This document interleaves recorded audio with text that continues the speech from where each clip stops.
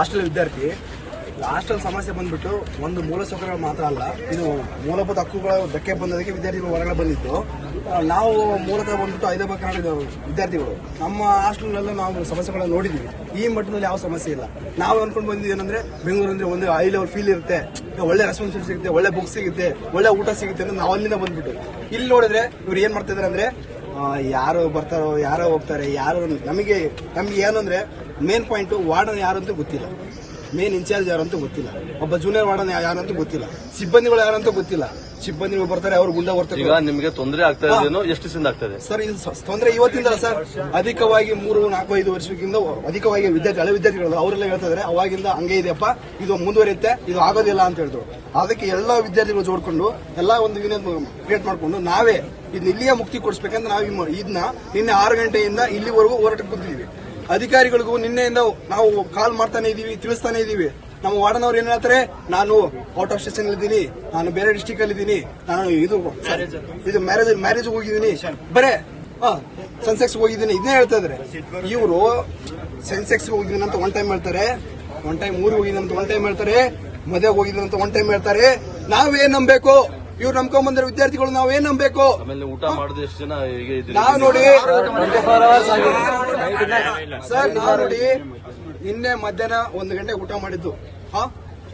ಇವತ್ತು ಇಲ್ಲಿವರೆಗೂ 1 ಗಂಟೆ ಆಯ್ತು, 12 ವರ್ಷ ಆಯ್ತು. ನಾವು ವಿದ್ಯಾರ್ಥಿಗಳು ಇನ್ನೂ ಊಟ ಮಾಡಿಲ್ಲ, ಕರೆಕ್ಟ್ ಆಗಿ ನಿದ್ದೆನೂ ಮಾಡಿದ ವಿದ್ಯಾರ್ಥಿಗಳು ಹೊರಗೆ ರೂಮ್ ಹೋಗ್ಬಿಟ್ಟು ಇಲ್ಲೇ ಬಿದ್ದಿದ್ದಾರೆ, ಇದೇ ಪ್ಲೇಸ್ ಅಲ್ಲಿ ಬಿದ್ದಿದ್ದಾರೆ. ನೈಟ್ ಇಂದ ಇಲ್ಲಿವರೆಗೂ ವೇಟ್ ಮಾಡ್ತಾ ಇದ್ರೆ ಎಲ್ಲರೂ ಅಧಿಕಾರಿಗಳು ಬರ್ತಾರೆ ಅಂತ ಬರೀ ಭರವಸೆ, ಸುಳ್ಳು ಭರವಸೆಗಳು ಕೊಡ್ತಾ ಇದ್ದಾರೆ ಹೊರತು ಯಾವ ಮಟ್ಟಿಗೆ ಹೋಗ್ತಿದೆ ಅಂದ್ರೆ ನಮ್ಮ ಕಾಂಗ್ರೆಸ್ ಸರ್ಕಾರ ಹೇಳ್ತಾರೆ ಸುಳ್ಳು ಭರವಸೆ, ನಾನು ಆ ಯೋಜನೆ ಕೊಟ್ಟೆ, ಈ ಯೋಜನೆ ಕೊಟ್ಟೆ, ಆ ಯೋಜನೆ ತರ ಭರವಸೆ ಕೊಡ್ತಾ ಇದ್ದಾರೆ ಹೊರತು ಯಾವ್ದು ಸಮಸ್ಯೆಗಳು ಪರಿಹರಿಸಲ್ಲ. ಇವರು ಪರಿಸಲು ಆಗೋದಿಲ್ಲ. ಯಾಕಂದ್ರೆ ನಮ್ಮ ದಲಿತರ ಮಕ್ಕಳು ಯಾವ ಮಟ್ಟಿಗೆ ಇದಾರೆ ಅಂದ್ರೆ ಇಲ್ಲಿ ತುಂಬಾ ಚೀಪ್ ಅನ್ಸುತ್ತೆ, ಆ ಮಟ್ಟಿಗೆ ಇವ್ರು ನೋಡ್ತಾ ಇದಾರೆ. ಇವಾಗಾದ್ರೂ ಕೂಡ ನಮ್ಮ ದಲಿತರ ಮಕ್ಕಳು ಹಾಸ್ಟೆಲ್ ಹೋಗ್ಬೇಕಾದ್ರೆ 20 ತಾಸು ನಿಲ್ಬೇಕು ಹೋಗಿ ಡಿಸ್ಟ್ರಿಕ್ಟ್ ಆಫೀಸಲ್ಲಿ. ನಮ್ಮ ಹಾಸ್ಟೆಲ್ ನಮ್ ಸಲುವಾಗಿದೆ, ನಮ್ ಡಿಪಾರ್ಟ್ಮೆಂಟ್ ನಮ್ ಸಲುವಾಗಿದೆ. ನಮ್ಗೆ ಕೊಡ್ತಾರೆ ಯಾರಿಗೆ ವಿದ್ಯಾರ್ಥಿಗಳು ಇವರು ಹಾಸ್ಟೆಲ್ ಕೊಡ್ತಾರೆ? ಯಾರಿಗೋಸ್ಕರ ಇದೆ ಡಿಪಾರ್ಟ್ಮೆಂಟ್? ಯಾರಿಗೋಸ್ಕರ ಕೆಲಸ ಮಾಡ್ತಾ ಇದ್ರು? ನಮ್ಮ ವಿದ್ಯಾರ್ಥಿಗಳು ನಮ್ಮ ಹಾಸ್ಟೆಲ್ ಸಿಗಬೇಕಂದ್ರೆ ಎಷ್ಟು ಕಷ್ಟಪಟ್ಟು ಇಲ್ಲಿ ಬಂದಿರ್ತೀವಿ. ಈ ಕಷ್ಟದಲ್ಲೂ ಈ ಶೋಷಣೆ, ಈ ದೌರ್ಜನ್ಯಗಳಲ್ಲಿ ನಾವು ಒಳಗೊಡ್ತಾ ಇದೀವಿ. ಯಾವ ಮಟ್ಟಿಗಿದೆ ನೋಡಿ. ಇದು ಒಂದೇ ಒಂದು ಮನೆ ಸೆಟ್ ಪ್ರಕಾರ ಊಟ ಪ್ರಕಾರ ಅಲ್ಲ, ಅದು ಬಿಡಿ. ಊಟ ನಮ್ಮ ದಲಿತರ ಮಕ್ಕಳು ಯಾವಾಗಲೂ ಊಟ ಪರ ಕೇಳೋದು ನಾವು 2 ವರ್ಷದಿಂದ ಬುಕ್ ಕೇಳ್ತಾ ಇದೀವಿ, ಬುಕ್ಸ್ ಕೊಡಿಸಿ ಸರ್. ವಿದ್ಯಾರ್ಥಿಗಳು, ನಾನು ನಮ್ಮ ವಿಜಯಕುಮಾರ್ ವಾರ್ಡನ್ ಸರ್ ಜೊತೆ ಮಾತಾಡ್ತಿದ್ದೀನಿ, ಸರ್ ಬುಕ್ಸ್ ಕೊಡಿಸಿ. ವಿದ್ಯಾರ್ಥಿಗಳು ಹೈದರಾಬಾದ್ ಕರ್ನಾಟಕದಿಂದ ಬೇರೆ ಭಾಗದಿಂದ ಬಂದಿದ್ದಾರೆ, 4 ಡಿವಿಷನ್ ಎಲ್ಲ ಬಂದಿದ್ದಾರೆ. ವಿದ್ಯಾರ್ಥಿಗಳು ಬುಕ್ಸ್ ಕೊಡಿಸಿ, ಒಂದು ನಾಲೆಜ್ ಕೊಡಿ. ನಾಳೆ ಅವ್ರ ಏನು ಖುಷಿ ಪಡ್ತಾರೆ. ನೀವು ಹೇಳ್ತು ನೋಡಿ, ಖುಷಿ ಪಟ್ಟು ಇವಾಗ ನೋಡಪ್ಪ ಈ ತರ ನನ್ನ ಮಗ ಓದ್ ಬಂದ ಅಂತ. ಮಗನಿಗೆ ನಾಲೆಜ್ ಕೊಡ್ದಾನೆ, ಊಟನ ಕೊಡ್ದಾನೆ, ಅವ್ನು ನರಳ್ತಾ ಇದ್ದಾನೆ. ಅವ್ರು ಬೇಜಾರ ಆಗುತ್ತೆ. ನನ್ನ ಮಗ ಬೆಂಗಳೂರಲ್ಲಿ ಓದ್ತಾನೆ, ಖುಷಿ ಪಟ್ಕೊಂಡು ಹೇಳ್ತಾರೆ. ಇವಾಗ ದಲಿತರ ಮಕ್ಕಳೆಲ್ಲ ಅವರೆಲ್ಲ ಹೇಳ್ಕೊಂತಾರೆ, ನನ್ನ ಮಗ ಬೆಂಗಳೂರಲ್ಲಿದ್ದೇನಪ್ಪ ಅಂತ.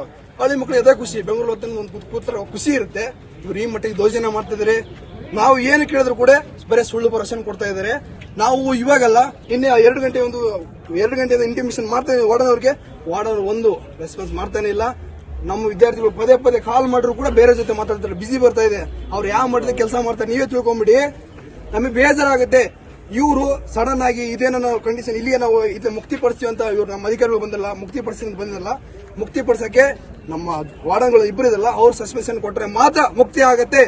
ಅದ್ರ ಜೊತೆಗೆ ರಿಟರ್ನ್ ಅಲ್ಲಿ ಕೊಡಬೇಕು. ನಾನು ಈ ಸಮಸ್ಯೆಗಳನ್ನು ಆನ್ ದಿ ಸ್ಪಾಟ್ 1 ವೀಕ್ ಅಲ್ಲಿ ಪರಿಹರಿಸ್ತೀನಿ ಅಂತ ರಿಟರ್ನ್ ಕೊಟ್ಟ ಮಾತ್ರ ಇದನ್ನ ತಡೆಗಟ್ತೀವಿ. ಇಲ್ಲಾಂದ್ರೆ ಇವತ್ತು ಇಲ್ಲಿ ಮಾಡ್ತೀವಿ, ನಾಳೆ ಫ್ರೀಡಂ ಬೆಳಕಲ್ಲಿ ಹೋಗ್ತೀವಿ. ಅದೇನಾಗುತ್ತೆ ಆಗ್ಲಿ. ವಿದ್ಯಾರ್ಥಿ ಪರಿಷತ್ತು ಏನು ನಾವೇನು ನಡೆದಿದೆ ವಿಧಾನಸೌಧ ಎದಕ್ಕಂತಾರೆ, ವಿಧಾನಸೌಧ ನಡೆಸ್ತೀವಿ, ನಾವೇನೋ ತೋರ್ಸ್ಕೊಡ್ತೀವಿ.